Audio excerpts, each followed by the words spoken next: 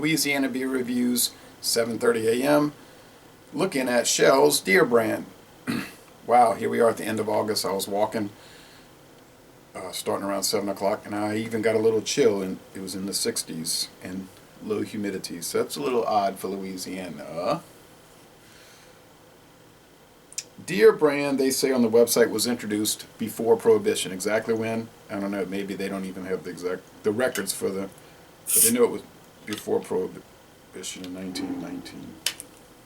Oh, that's why I couldn't twist it. It's a pry cap. Dan, here's another old brand. Dan sent me this and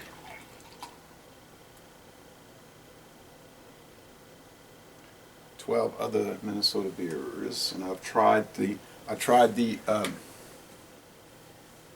Grain Belt Premium Light, which was good for a light beer. The Grain Belt Premium, which I've had before. Now I always did like it. And then the Grain Belt Northeast, which started okay. It was I rated it a B+, but then it seemed like every sip I took it deteriorated. So there's a lot of unpleasant characters with that one, unfortunately. All right, not much head here. It's clear, pretty bubbly. Looks like standard American style lager. You know the style. It's the most popular. Second most popular style. The most popular is light lager. Schell's, since 1860, they say they're the second oldest family-owned brewery. The oldest is Yuengling. Schaefer is the oldest beer brand. Yuengling has never challenged that. Schaefer debuted 1842. Second oldest beer brand. I mean, the oldest beer brand in America. I guess Pabst is owned by an individual, not a family. So, because they have been around since 1844. All right, but they have changed hands. The Yuengling family continuously owning Yuengling since 1829, and the Schell family. Although they have a different family name now because, you know, of daughters inheriting it and having a married name, so it's not actually the Schell family, but it is, you know what I mean, it's the family.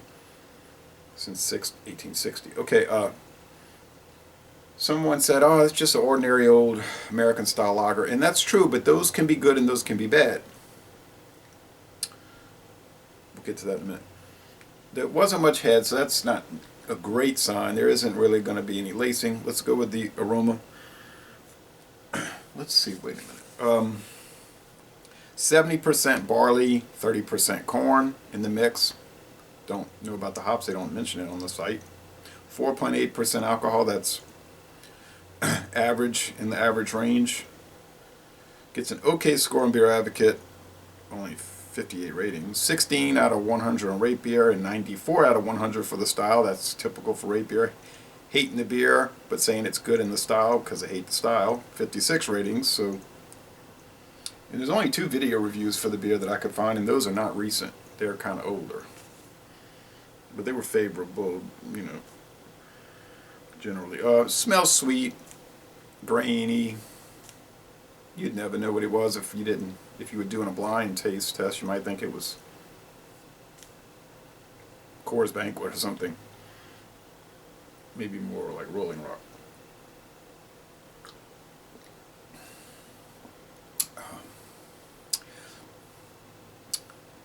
Sweet, bready, has a little bite to it. Mild hop bitterness, probably 10 IBU. Medium bodied, crisp, clean, refreshing, easygoing. Yeah, it's good. Kind of reminds me of Point, Stevens Point Lager, another one of those regional beers, which was nice. I bought that a few times up there in Wisconsin, cans and bottles. They tried selling it down here, didn't catch on, didn't make it. Now some of these, so I would give this I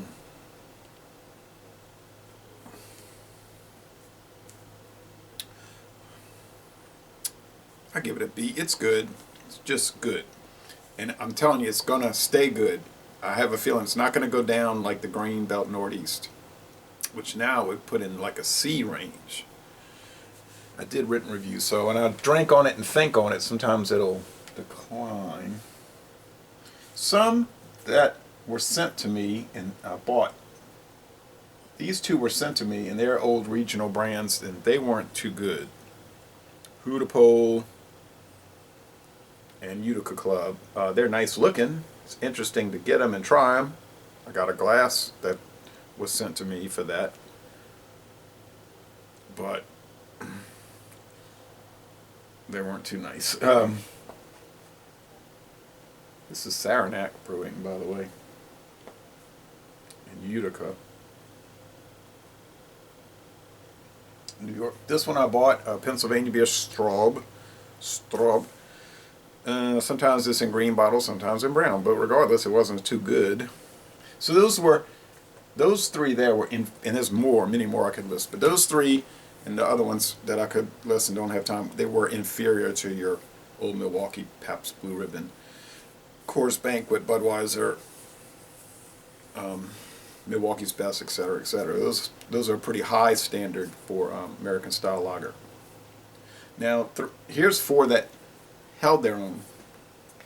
Fall City, bought this in 1996 in Indiana, right across the bridge from Louisville. As soon as you get off the bridge, there was a liquor store, and this was good. Well, it's Evansville, and I always thought everything from Evansville Brewing was good. Okay, so nice solid beer. Another one from Evansville. They used to sell it down here, right here on U.S. Highway 51. Last time I bought it, 1997, went out of business. They had a quart bottle. Should have bought it, but went back to get it. It was gone because the company went out of business. But Sterling from Evansville, really nice beer for the style, and they went kaput. Another one I bought here on the Louisiana State Highway, the Bold, the Proud, the Eagle Premium Malt Liquor from Evansville. This was their malt liquor. In other words, extra strong beer for your non-American viewers. In Canada or England, they would just call it strong lager, you know, but smooth, highly drinkable, pleasant. When I was up in Minnesota area, I might have bought this in La Crosse, Wisconsin. It was Landmark Premium Beer from Minnesota Brewing, who went out of business, and their brands, like, they went out of business in 2001, and those brands, like Grain Belt, were picked up by Schell. So those were four that could hold their own with the major beers. This Schell Deer brand, I would say it kind of falls in the middle. It's probably not as good as those four I just showed you, but it's better than the other three that I originally showed that didn't measure up.